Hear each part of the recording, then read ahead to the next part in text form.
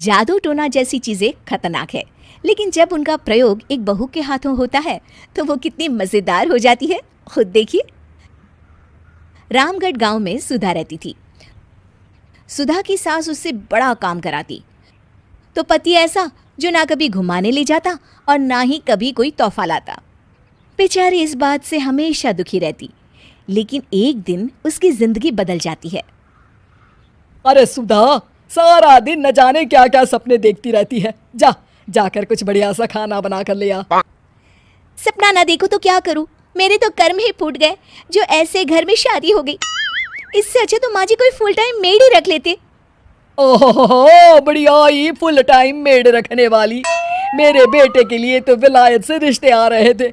वो तो तेरे पापा ने तेरी इतनी झूठी तारीफ कर दी कि हमारा तो मन ही पिघल गया।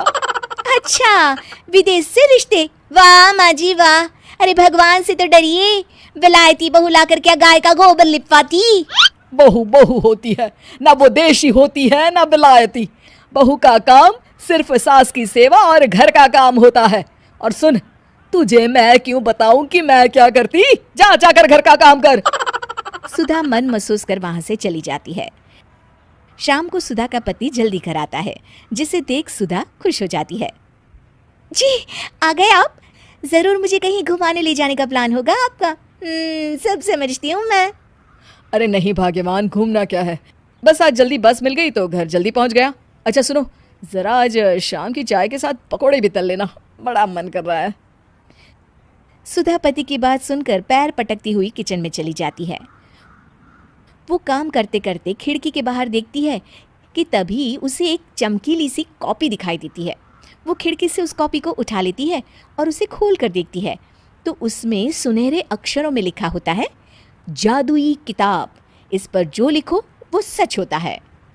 सुधा उस किताब को देखकर खुश हो जाती है और जल्दी से पास रखी पेंसिल उठाकर उसमें लिख देती है, मेरी सास सारा काम कर दे।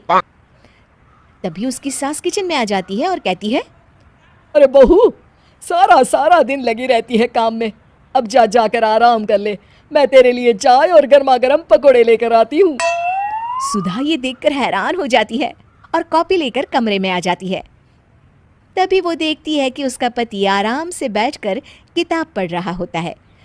सुधा झट से कॉपी निकालकर उसमें लिखती है, मेरा पति मुझे घुमाने ले जाए। बस फिर क्या था, सुधा का पति किताब बगल में रख देता है और उससे कहता है, बहुत दिन हो गए हम कहीं घूमने नहीं गए ना, चलो कल मैं ऑफिस से छुट्टी ले लेता हूँ। सुधा ये सुनकर खुश हो जाती है कि तभी उसकी सास हाथ में चाय और पकोड़े लेकर खड़ी हो जाती है। चलो बहू, कुछ खा लो। अरे किस्मत वाले हैं हम जो हमें तू मिली, वरना मेरे बेटे की शादी कहीं तय ही नहीं हो रही थी। कोई लड़की इस घर में शादी नहीं करना चाहती थी। ले बहू, खा ले। अब तो सुधा की बल्ले बल्ले हो गई थी।